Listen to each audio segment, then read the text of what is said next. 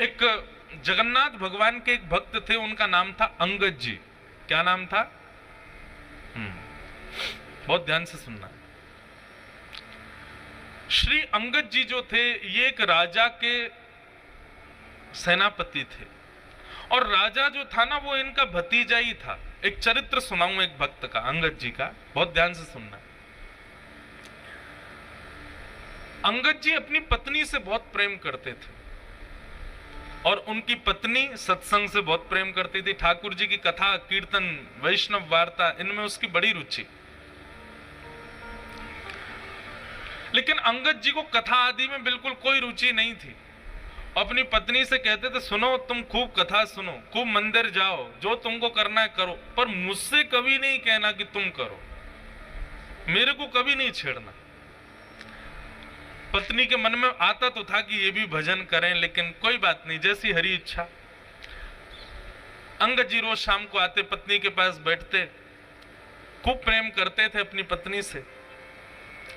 एक दिन एकादशी का दिन था, आज एकादशी है। एकादशी का दिन बड़ा महत्वपूर्ण माना जाता है। एकादशी के दिन अंगद जी की पत्नी ने कुछ संतों को अपने घर बुलाया और सत्संग होने लगा घर में। प्रवचन ऐसे ही घर में बैठ के सब करने लगे। शाम को अंगद जी जब लौट करके आए, उन्होंने देखा घर में तो आज अलग ही रौनक है, इतनी सारी भीड़ आ रखी है, सब लोग नाच रहे हैं, गा रहे हैं, कीर्तन कर रहे हैं, कथा सुन रहे हैं। अंगद जी को बड़ा गुस्सा आया। मेरी आज्ञा के बिना मेरे ही घर में प्रवचन हो रहा है, मेरे ही घर में सत्संग चल रहा है, अरे कभी रोका तुमको कहीं जाने से? खूब जाओ बाहर जाके कितना भी कथा सुनो, घर में क्यों करवा रही हो? अंगद जी ने जाकर के व्यासपीठ पर वैसे व्यास जी का अपमान कर दिया। बोले कि आपसे हाथ जोड़ के विनती है, तुरंत चले जाइए, ये मेरा घर है, मेरी अनुमति के बिना आप यहाँ कैसे आए? और सब लोगों से भी कहा, आप सबसे भी हाथ जोड़ के प्रार्थना, यहाँ से चले जाइए, ये कोई आश्रम नहीं है, घर है मेरा, चलिए निकलिए यहाँ से बाहर। पत्नी बोली, अरे सत्संग चल रहा है, अभी तो ऐसा मत करो। अंगद जी ने किसी की नहीं मानी, सबको भगा दिया। पत्नी को बहुत बुरा लगा। उसने मन में विचार किया, जो हरि का नहीं है उसको मैं अपना पति कैसे मान सकती हूं? तजोरे मन, कल हमने ये पंक्ति गाई थी ना, हरि विमुखन को संग। कई लोग मुझको इस बात पर कह देते हैं, महाराज जी आप क्या शिक्षा दे रहे हो लोगों को?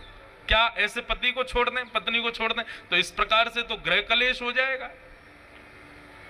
भैया देखो, एक बात आपको बताऊं, मानव का स्वभाव है, वो शरीर से यदि किसी को स्वीकार कर रहा है तो वो स्वीकार्य नहीं है, मन से स्वीकार करे वो स्वीकार्य माना जाता है। हम शरीर से किसी को अपना मानते हैं तो वहां पर हमारा संबंध पुष्ट नहीं होता। संबंध की पुष्टि तो हृदय से होती है, हृदय से आप उसको मानते हो कि नहीं। और कोई व्यक्ति यदि शरीर से ना भी हो, हृदय से यदि आप उसको स्वीकार कर चुके तो निश्चित है आपका संबंध पक्का है।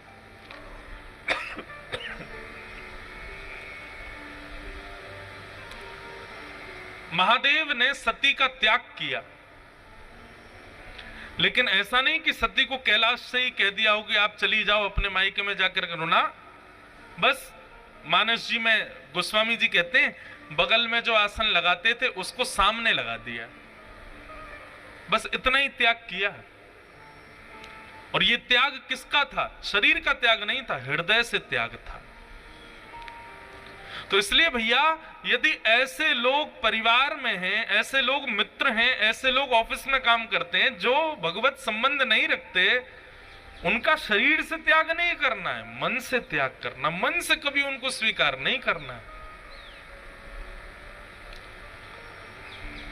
अंगद जी की पत्नी ने आज अपने पति का हृदय से त्याग कर दिया और घूंघट कर लिया और कहा कि अब आज के बाद मृत्यु पर्यंत मैं आपको अपना मुख नहीं दिखाऊंगी, ना आपका मुख देखूंगी। आपकी पत्नी हूं, आपके संगी रहूंगी, आपकी सेवा करूंगी, पातिव्रत धर्म का पालन करूंगी, लेकिन हृदय में आपके लिए कोई स्थान नहीं आज के बाद। अंगद जी की पत्नी अब तो घूंघट करके रहती है, अंगद जी ने मुंह ही नहीं दिखाती अपना अंगद जी को। 1 महीना 2 महीना 6 महीने बीत गए महाराज। अंगद जी बड़े उदास, बहुत प्रेम करते थे अपनी पत्नी से। अब तो कार्य में भी मन नहीं लगता। एक दिन ऐसी घोड़े पर बैठ करके कहीं जा रहे थे, तो चलते चलते उन्होंने देखा कहीं कथा चल रही है। मन में आया इसी कथा ने ही मेरा घर बर्बाद करवा दिया, इसी की वजह से सब खराब हुआ। 2-3 दिन बाद फिर से निकले तो फिर कथा चल रही थी, तो मन में आया कि ये कथा में ऐसा होता क्या है जो मेरी पत्नी को इतना प्रिय लगता है, चल के सुनूं। अंगद जी आकर के पीछे उदास हताश तो बैठे ही थे, घर में मन लगता नहीं है, आके बैठ गए। कथा में बंधुओं 3 प्रकार के लोग आते हैं। पहले आमंत्रित लोग, जिनको निमंत्रण दिया गया कि भैया हमारे घर में कथा है, आपको आना है।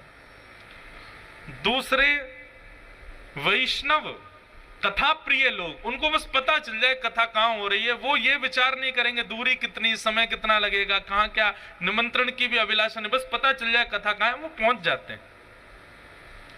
और तीसरे संसार के मारे दुखियारे लोग, जिनको घर में या व्यापार में कहीं भी कुछ मिल नहीं रहा है, बड़े उदास अपने जीवन में जी रहे हैं, वो आके कथा में बैठते हैं।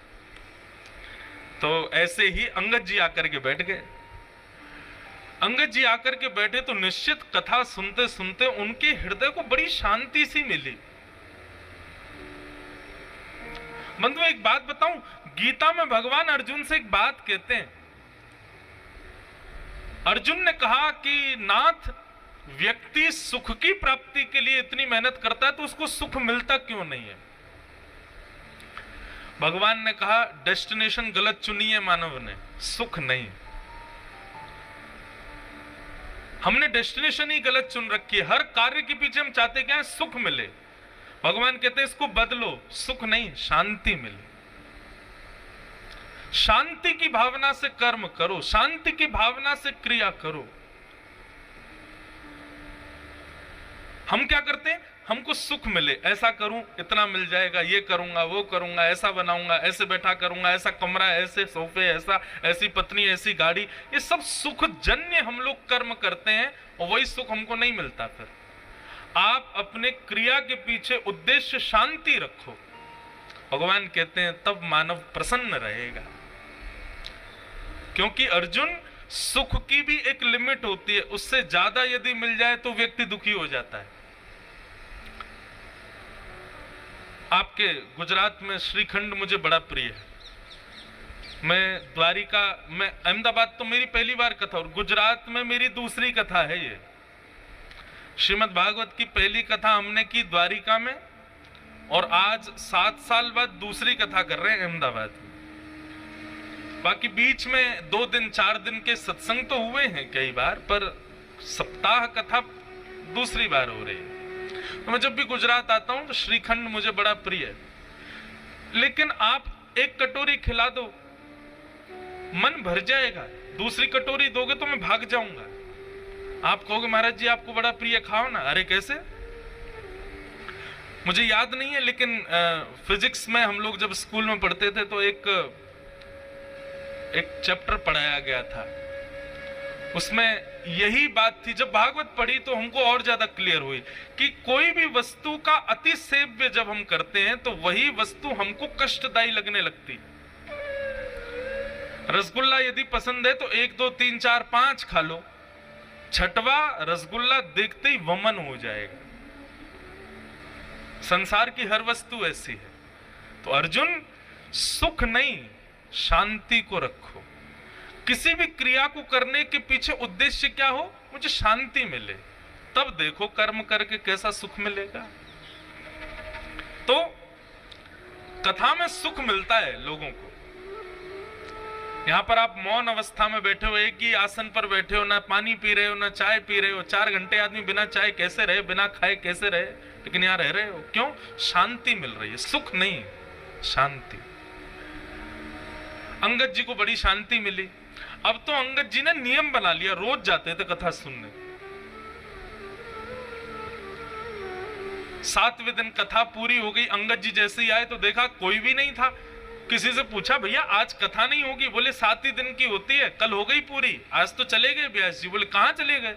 बोले दूसरी कथा करने। बोले कहाँ हो रही है उनकी कथा? बोले उस गांव में हो रही है। अंगद जी दौड़ गए, उस गांव में पहुंचे, वहां जाके सुने। अब तो ऐसा चस्का लगा अंगद जी को, जहां भी कथा होती अंगद जी जाते। एक दिन उन्हीं के नगर में कथा हो रही थी, अंगद जी इधर बैठे थे और उनकी पत्नी थोड़ी दूर बैठी थी। दोनों को ही नहीं पता कि दोनों कथा में बैठे। व्यास जी ने जैसे कीर्तन गाया, अंगद जी के नेत्रों से अविरल अश्रुधार उर्द बाहु होकर के नृत्य करने लगे आनंद से। तभी पत्नी की दृष्टि गई, ये कौन नाच रहा है? अरे ये तो अंगद जी हमारे पतिदेव हैं। तभी मैं कहूं कुछ समय से ये पहले तो बड़े दुखी रहते थे कि मैं मुख नहीं दिखाती, कुछ समय से बड़े प्रसन्न रहते हैं, मुझसे ज्यादा बात भी नहीं करते, अपनी सेवा पूजा भी करने लग गए हैं और बड़ा सामान्य सा बड़ा सुखमय जीवन जी रहे हैं। मैं सोच तो रही थी बदलाव कैसे आ गया, ये कथा सुनते हैं। आज शाम को कथा के बाद जैसे ही अंगद जी घर लौट करके आए, पत्नी ने अपना घूंघट ऊपर कर लिया। अंगद जी बोले, अरे देवी मैं आ गया हूं, घूंघट नीचे कर लो। बोले नहीं नहीं, अब तो घूंघट नहीं करना। क्यों? मैंने इसलिए घूंघट किया था कि आप कथा से प्रेम नहीं करते थे, परंतु अब तो आपने कथा को स्वीकार कर लिया ना, अब मैंने जो त्याग का संकल्प लिया था उसको छोड़ दिया। अंगद जी बोले, वो बात तो ठीक है, लेकिन मैं तुमको सत्य बताऊं, जब से मैंने कथा सुनना प्रारंभ किया ना, मुझे पहले तुम्हारे रूप में बड़ी आसक्ति थी, पर अब मुझे वो आसक्ति नहीं है। अब तो मुझे बस एक ही अभिलाषा, मेरे जगन्नाथ मुझे कब दिखेंगे, मेरे द्वारिकाधीश, उनकी रूप माधुरी का दर्शन मुझे कब होगा। ऐसा अंगद जी का जीवन। बंधुओं, अंगद जी ने अपनी पत्नी से कहा, देवी अब हम दोनों वैष्णव हो गए, चलो हम जगन्नाथपुरी दर्शन करने चलेंगे। लेकिन अभी अभी सुना है कि एक बहुत बड़े युद्ध के लिए राजा के साथ मुझे जाना है, युद्ध से जब वापस आ जाएंगे फिर हम जगन्नाथपुरी चलेंगे। ठीक है। युद्ध में अंगद जी गए, जाकर के युद्ध किया। युद्ध का नियम होता था, जो राजा हारता था उसका सारा धन हड़प लिया जाता था और जीतने वाले राजा को दे दिया जाता था। अंगद जी जब उसका सारा धन लेने लगे तो वहां एक अद्भुत मणि थी। उस मणि को देख करके अंगद जी बड़े प्रसन्न हो गए। बोले, बड़ी सुंदर मणि है, मुझे ठाकुर जी को कुछ निवेदित करना है, ठाकुर जी को, मैं जगन्नाथपुरी जाऊंगा, कुछ देना है। कोई बात नहीं, मैं ये मणि अपने संग ले जाता हूँ, ये ठाकुर जी को दे दूंगा। और उस मणि को अंगद जी ने अपनी पगड़ी में छुपा लिया। थी तो वो चोरी, लेकिन अंगद जी का भाव क्या था कि मुझे ठाकुर जी को देनी है। भगवान से बोले, प्रभु इसके बदले भले ही मुझे दंड मिल जाए, लेकिन मैं ये दूंगा आपको, ये है आपकी, मुझे नहीं चाहिए लेकिन मैं आपको दूंगा। किसी सैनिक ने जाके राजा को बता दिया कि अंगद जी ने एक मणि को अपनी पगड़ी में छुपा लिया है। राजा, अंगद जी उसके चाचा लगते थे, इसलिए राजा स्पष्ट तो कुछ कह नहीं पाया, पर राजा ने मन में विचार किया कि अंगद जी रोज मेरी बहन के यहाँ भोजन करने जाते हैं, मैं आज बहन से कहूंगा कि वो भोजन में जहर मिला दे, अंगद जी की मृत्यु हो जाएगी, मणि हमको मिल जाएगी। अंगद जी आज भोजन करने के लिए राजा की बहन के यहाँ गए तो अंगद जी का नियम था कि भोजन का पहला भाग राजा की बहन की छोटी बेटी को गोद में बिठा के पहले उसको खिलाते थे, फिर स्वयं पाते थे।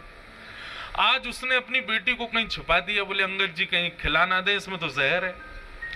अंगद जी भोजन करने बैठे, कहा बिटिया चलो लाओ अपनी बेटी को लेके आओ, उसको मैं थोड़ा खिला दूं फिर मैं पाऊं। बोले मेरी बेटिया तो आज माँ के पास गई है, मेरी मायके गई है, आज वो है नहीं, तो आप आज अकेले ही पालो। अंगद जी बोले, बेटा ये तो मेरा नियम है, उसको खिलाए बिना तो मैं कभी नहीं खाता। अरे वो मेरी प्राण प्यारी है, मैं उसको साक्षात जगदम्बा के स्वरूप में देखता हूं, पहले उसका भोग लगाता हूं तब पाता हूं, अब जब तक उसका भोग नहीं लगेगा मैं तो नहीं पाऊंगा। तो राजा की बहन ने सोचा ये मेरी बेटी से इतना प्रेम करते हैं और मैं इनको जहर दे रही हूं। उसने थाली उठा ली, बोले कि ये पूरा भोजन ही आपके लायक नहीं है चाचा जी, इसमें मैंने विष मिला दिया है। अंगद जी ने थाली पकड़ी, बोले तुमने इसमें विष मिला दिया? बोले हाँ।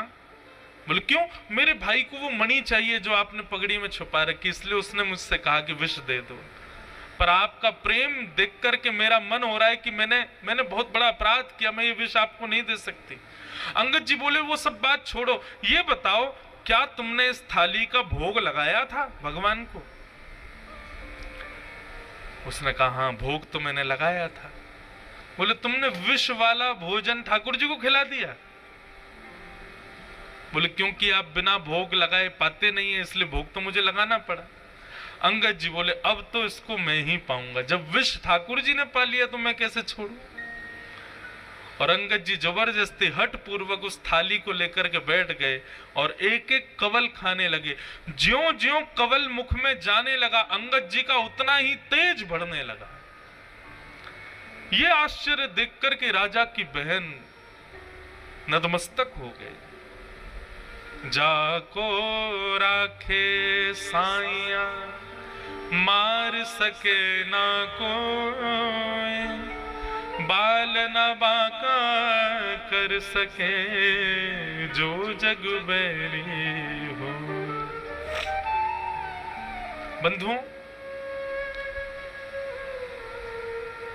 प्रसाद मान करके पाया, इसलिए विष्णु ने भी कुछ नहीं किया। ये लीला तो मीरा के साथ भी हुई, ये लीला तो ध्रुव के साथ भी हुई, ये लीला तो प्रहलाद के साथ भी हुई। विष उनको भी पिलाया गया, लेकिन भगवत प्रसाद मान करके पाया, कुछ नहीं हुआ।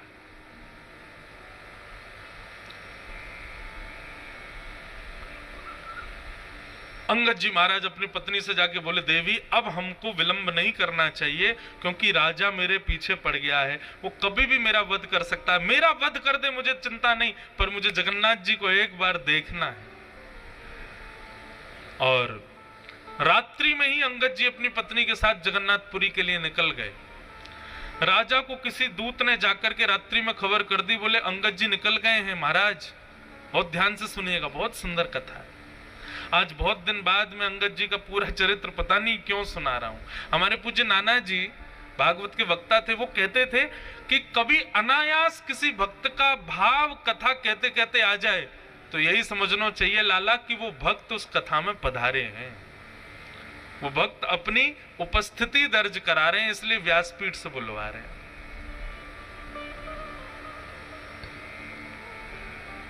तो अंगद जी जाने लगे, बीच रास्ते में ही राजा के सैनिकों ने बंदी बना लिया। सैनिकों ने कहा हम तुमको छोड़ देंगे, बस मणि हमारे हवाले कर दो। अंगद जी बोले जिनके लिए वो मणि है मैं उन्हीं को ही दूंगा। मैंने चोरी की, मुझे आप बंदी बना लीजिए, जीवन भर के लिए कारावास दे दीजिए, लेकिन पता नहीं क्यों जब से मैंने उस मणि को देखा है मेरे मन में आया कि मैं पहली बार जगन्नाथ जी को कुछ दूंगा तो ये मणि ही दूंगा। मैं मानता हूं कि मेरा पाप है, परंतु मैं क्या करूं, मैं अपने नाथ को कुछ देना चाहता हूं, वो उन्हीं के लिए है। सैनिक तो कहां समझने वाले थे, बोले तू अपने नाथ के पास जा भी नहीं पाएगा, तेरा सर कलम कर देंगे, जल्दी दे। अंगद जी बोले अच्छा ठीक है मैं मणि दे दूंगा, लेकिन उससे पहले मैं अपनी एक इच्छा पूरी करना चाहता हूं। बोले बताओ। इस सरोवर है, इसमें मैं स्नान करना चाहता हूं। सैनिकों ने चारों ओर से घेर लिया और अंगद जी जैसे ही सरोवर में गए, स्नान करते हुए कहा हे जगन्नाथ, मैं अभी आपके पास नहीं आ पा रहा हूं, लेकिन आप तो मेरे पास आ सकते हो ना, मेरी मणि स्वीकार करो, मेरा ये छोटी सी भेंट आपके लिए, इसको स्वीकार करो। और मणि को अपनी पगड़ी से निकाल के उसी जल में छोड़ दिया। सैनिक कूद पड़े जल के अंदर, ढूंढने लगे, लेकिन मणि नहीं मिली। राजा भी आ गया, राजा ने पूरा तालाब का पानी सुखा दिया, मट्टियां खोद खोद करके छनवा दी, लेकिन मणि नहीं मिली। राजा ने कहा अंगद सही सही बताओ मणि कहां है? बोले मैंने सबके सामने इसी में डाली है, लेकिन वास्तविकता यह है राजन, वो जिसकी थी उसके पास है, जगन्नाथ जी के पास है। राजा ने कहा हो ही नहीं सकता, तुम पुरी गए नहीं। बोले मैं नहीं गया, वो आए थे मेरे पास और लेकर के चले गए। राजा बोला इसके हाथों में हथकड़ी बांधो, पैरों में बेड़ियां बांधो, ले चलो इसको जगन्नाथपुरी। जगन्नाथ जी का दर्शन करेंगे, यदि मणि वहां नहीं हुई तो उन्हीं के सामने सर धड़ से अलग कर दूंगा। अंगद जी बोले ये तो मेरा सौभाग्य होगा कि मैं जगन्नाथ जी को देखूं और उनके सामने प्राण निकल जाए। बंधुओं, वैष्णव कभी भयभीत नहीं होता। अंगद जी के हाथों में हथकड़ियां, पैरों में बेड़ियां, सैनिकों ने नंगी तलवार गले में रखी है, और जैसे ही पुरी जगन्नाथ के मंदिर में प्रथम बार प्रवेश किया अंगद जी ने, और जैसे ही महाप्रभु श्री जगन्नाथ जी को देखा है, उनके मुखमंडल का दर्शन किया, दर्शन करते ही क्या पाया, श्रृंगार में ठाकुर जी की ठोड़ी के नीचे सबसे श्रेष्ठ माला के रूप में वो मणि ही ठाकुर जी को पधराई हुई थी, श्री जगन्नाथ जी के गले में धारण करा रखी थी। राजाओं ने, सैनिकों ने जब ये दृश्य देखा कि श्री जगन्नाथ जी के गले में वो मणि, नतमस्तक हो गए अंगद के आगे। तो तुम्हारी भक्ति को प्रणाम है अंगद। लेकिन अब अंगद जी को जब ये बात दिख रही है कि मेरे द्वारा प्रस्तुत कोसों दूर से वस्तु जगन्नाथ जी ने स्वीकार कर ली, मतलब मेरे प्रेम को, मेरी भक्ति को स्वीकार कर लिया, हथकड़ियां हाथ में, बेड़ियां पैरों में, और देखते देखते जगन्नाथ जी को अंगद जी ने वहीं अपने प्राणों को त्याग दिया, महाप्रभु जी में विलीन हो गए।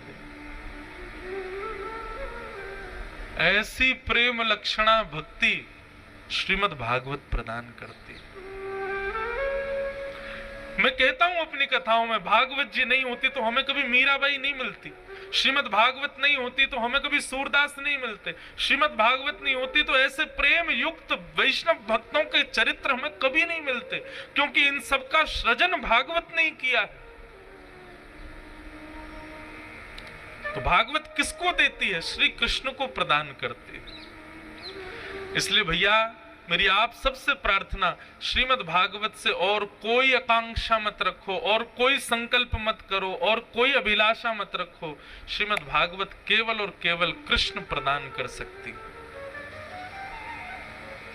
कई लोग अपने पितरों के लिए कथा कराते हैं, महाराज जी हमारे पितृ निवृत्ति के लिए कथा, तो मैं उनको एक बात कहता हूं, कथा कराने के बाद तुम्हारे पितृ मुक्त नहीं होंगे, तुम्हारे पितृ मुक्त हो गए हैं, इसीलिए तुम्हारे मन में भाव आई है कि चलो हम कथा करा लेते हैं।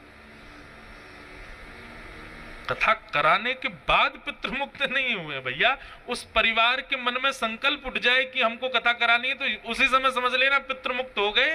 पितरों ने ठाकुर जी से प्रार्थना की, और ठाकुर जी ने हमारे हृदय में ये भाव प्रकट किया कि हम कथा कराएं।